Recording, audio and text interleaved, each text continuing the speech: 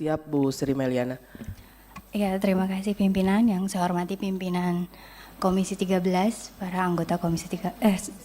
Mohon maaf ini karena saya masih baru, sekaligus memperkenalkan diri. Pimpinan dan para anggota Komisi 9. Karena memang sebelumnya izin memperkenalkan diri, Vita Ervina A202, Dapil Jawa Tengah 6.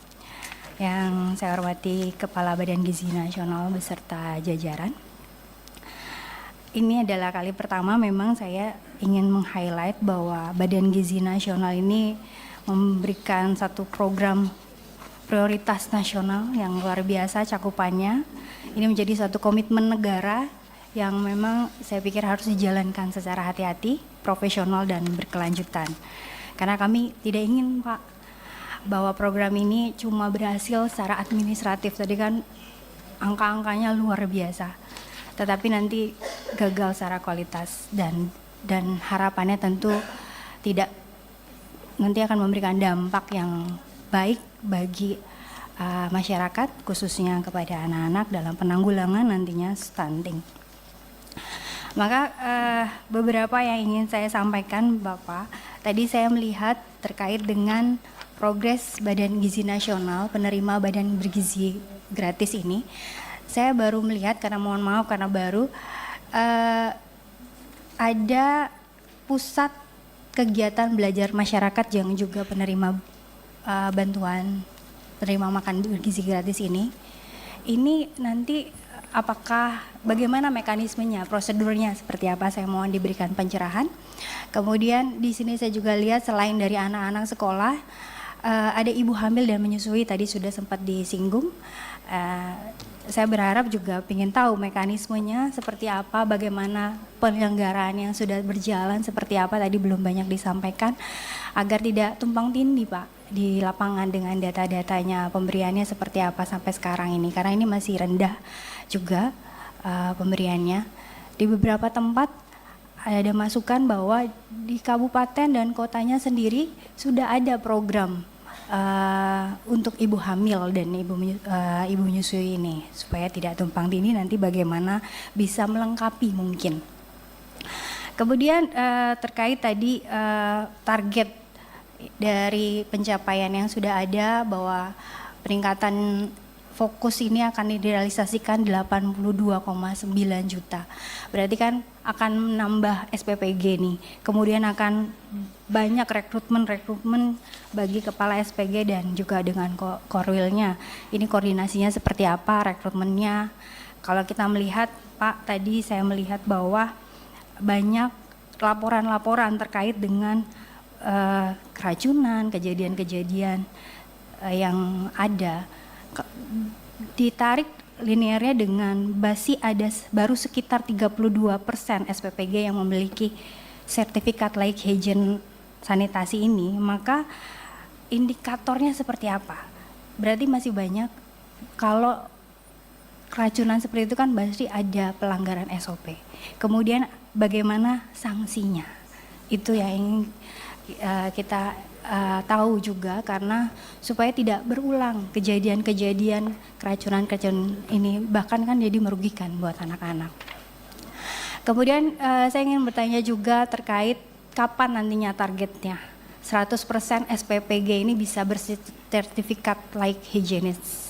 Secara realistis saja, kalau sekarang 30-20% berarti di 2026 kira-kira harusnya kan 100%, masih ada 8% yang harus dikejar. Seperti apa nanti roadmap-nya yang mau dilakukan oleh BGM. Kemudian tentunya peran dan koordinasi dari BPOM, Kemenkes, dan Pemda setempat ini dalam pengawasan keamanan pangan menjadi sangat penting. Kita bertanya nanti peran-perannya seperti apa secara teknis koordinasinya. Sehingga apalagi ketika ada pelaporan-pelaporan tadi terkait dengan kejadian luar biasa, keracunan dan sebagainya, mekanisme pelaporan biar cepat tertanggulangi oleh BGN juga seperti apa. Terkait dengan beberapa hari yang lalu sebelum reses, sebelum ini saya juga sempat Pak sedikit cerita menghadirkan anak-anak di satu sekolah. Saya tanya, ini ada nggak yang menghabiskan makanannya gitu kan. Nggak ada yang ngangkat tangan satupun.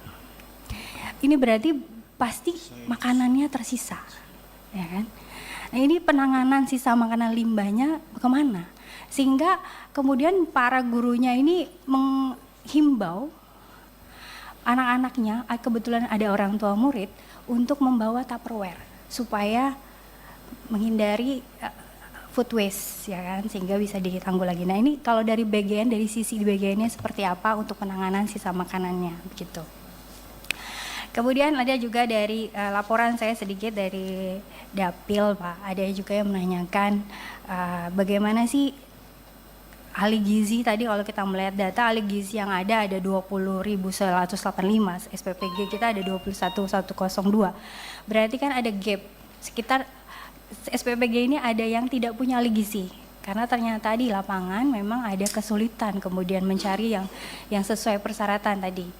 D3 diploma, yang sarjana untuk ahli gizi. Nah ini saya berharap bagaimana nanti tentunya yang memenuhi syarat. Adakah SOP-nya yang baik agar ahli gizi ini bisa mungkin bisa memenangani beberapa SPPG begitu, karena memang kesulitan di lapangan. Tapi harapannya tentu tidak menurunkan kualitas dari menu tersebut.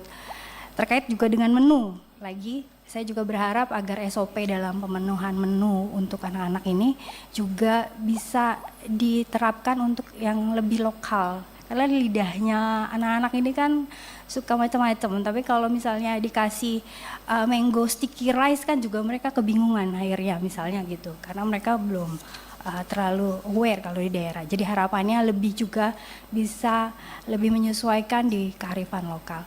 Mungkin awalan beberapa itu hal yang ingin saya sampaikan. Terima kasih pimpinan, saya kembalikan. Ya, makasih Bu Vita.